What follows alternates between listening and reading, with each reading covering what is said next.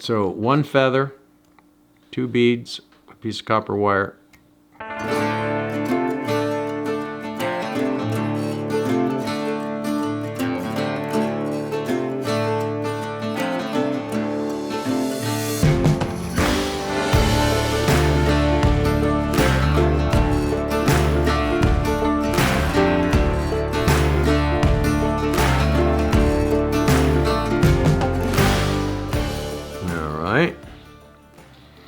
So this is the my double tongue pheasant tail, and it's really just a pheasant tail with 2 tungsten beads.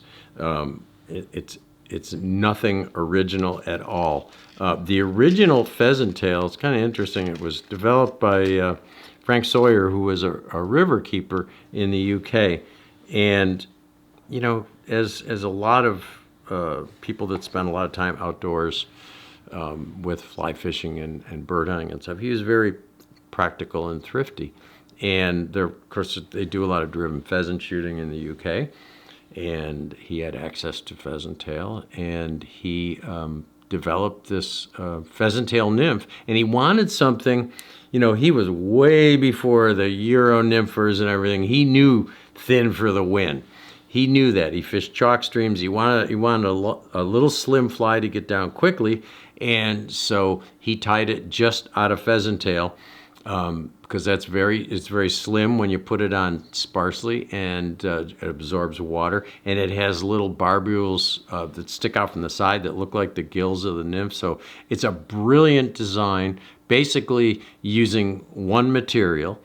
And I like the traditional pheasant tail profile, which is not with a big bulky thorax.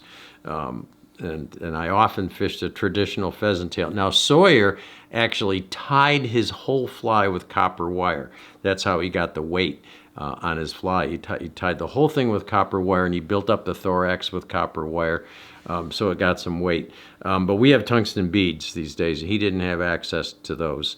And so this is a pheasant tail that will get down really quickly without having to add split shot to your leader. So, you know, you can tie them really small if you have small enough beads.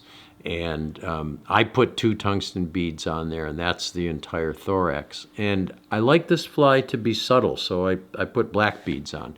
So what I'm going to do is take this barbless. This is a size 14. So this will be a little bit bigger than a lot of your pheasant tails. And I'm going to put 2 black beads on here, and that's going to be my thorax. And I usually put the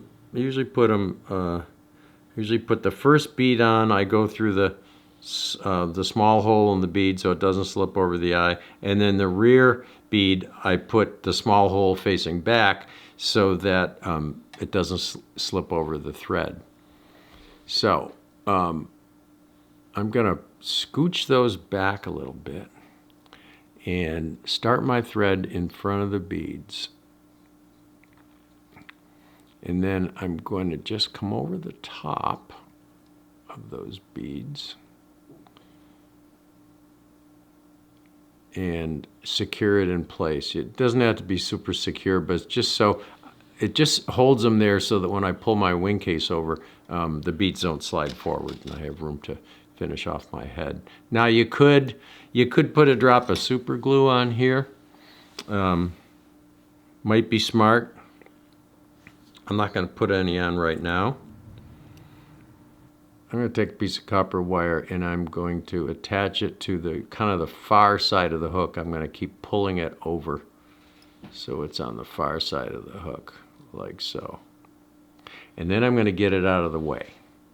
I'm just going to stick it out this way. And then because pheasant tail is, it's hard to get good pheasant tail, and I don't like to waste it. I'm going to do the tail and the body with the same feathers, and this is the way I often do my pheasant tail. So I've got about, I don't know, half a dozen strands of pheasant tail, and you want to cut it right next to the stem, particularly with a bigger fly like this, so you have room to hold on to it. And I am going to, and I don't like the tails very, very long on my pheasant tails, so I'm going to, maybe half a shank length. I'm gonna get that wire out of the way. I'm gonna tie in my tails and secure them pretty well. And then I am gonna take one turn forward, and I'm gonna take that same pheasant tail and just wind it forward. And I'm using the Tim Flagler method of using my thread to keep those pheasant tail fibers together. This is a really good trick that I got from Tim Flagler.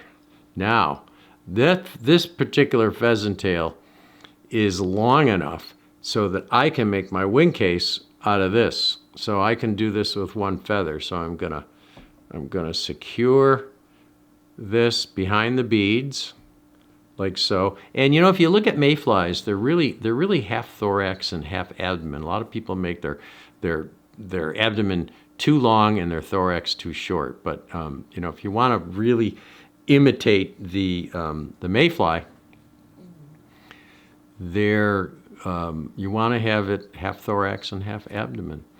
So then I'm going to counter rib my pheasant tail with this copper wire, and if you're careful, you're not going to screw up those tails.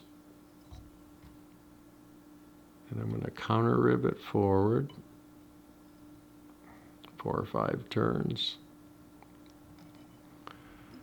And then I like to, just to be secure, because when you're counter wrapping this copper wire, when you tie it down with the thread, you're going against the wind, and so it tends to loosen it. So I like to make a few turns of that copper wire just to be secure so that it's not going to come off.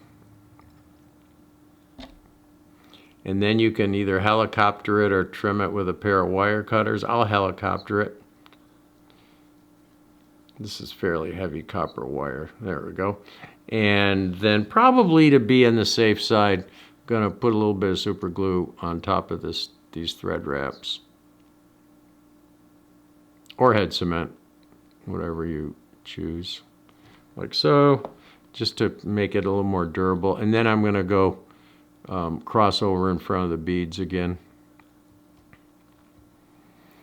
And then you pull your thorax or your wing case over the top and tie it down. So 1 feather, 2 beads, a piece of copper wire. And so that's really the classic pheasant tail profile. It's slim. I don't put legs on it. Legs are going to retard the sink rate, and a lot of these smaller mayflies, the legs aren't very distinct anyway, and I think all you need is a profile that looks like a mayfly nymph. So I'm just going to whip finish it, and we're done. And this thing will sink pretty darn quickly.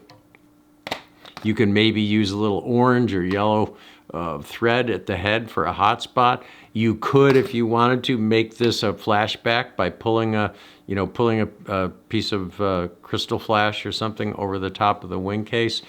If you wanted to get fancy, you could put some UV cure resin on there, but I don't bother. I'm going to lose a nymph usually before it falls apart, so I don't really worry about making them terribly durable. But that's a double-tongued pheasant tail, fairly subtle, and sinks quickly.